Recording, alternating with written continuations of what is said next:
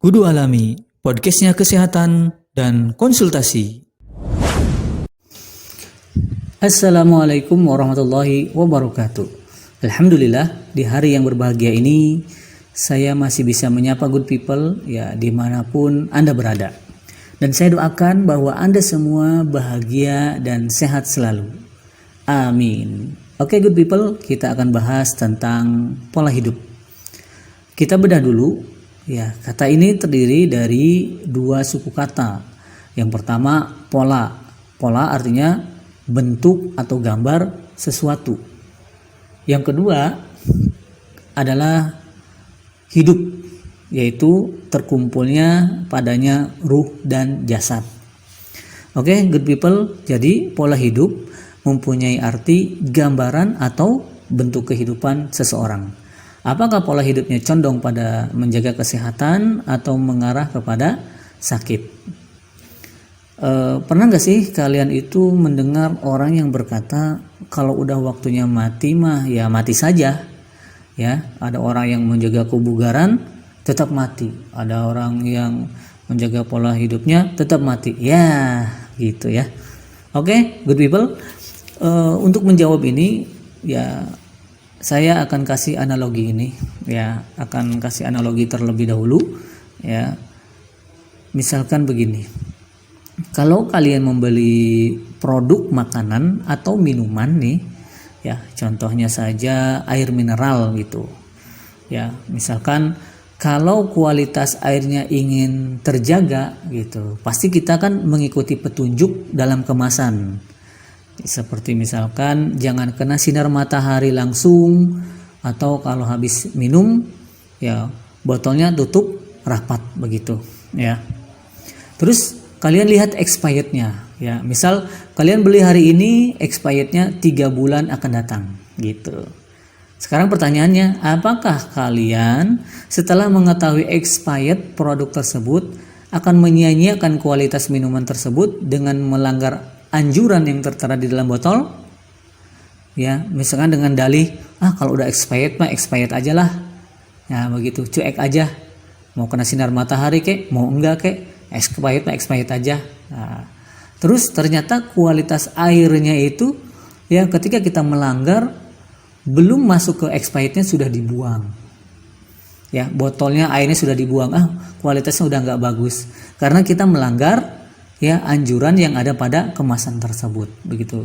Nah kan sayang, belum waktunya expired, tidak bisa digunakan ya karena kualitasnya tidak bagus lagi disebabkan kita tidak mentaati ya anjuran-anjuran yang ada pada kemasan begitu. Kembali ke pola hidup. Sangat betul kalau sudah waktunya mati ya mati, memang betul begitu.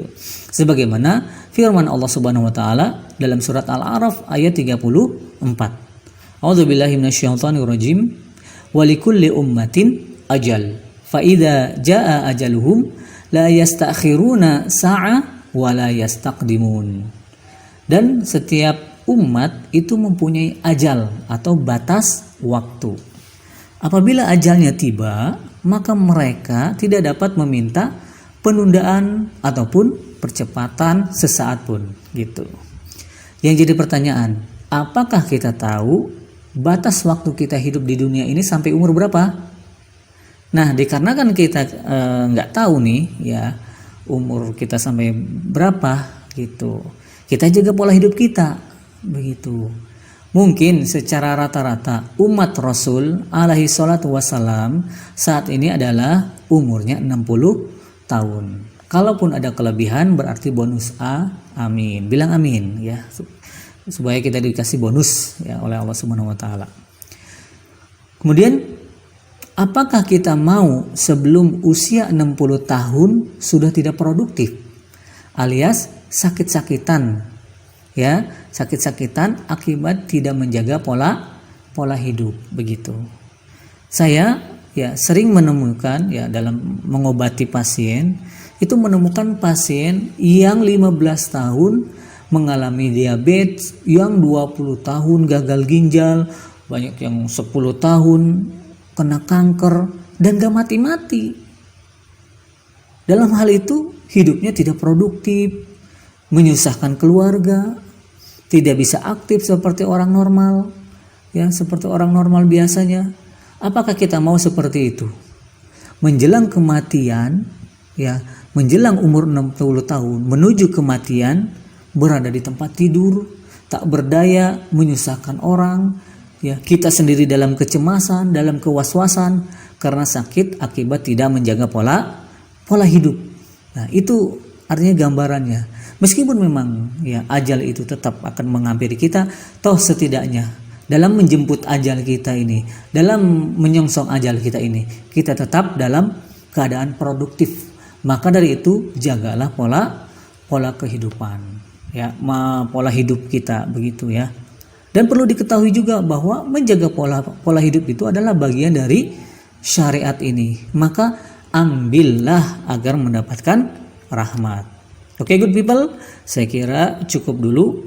Ya, di lain kesempatan akan saya sampaikan pola hidup seperti apa yang membuat kita selalu segar dan bugar. Ilaliko, sampai jumpa lagi. Assalamualaikum warahmatullahi wabarakatuh.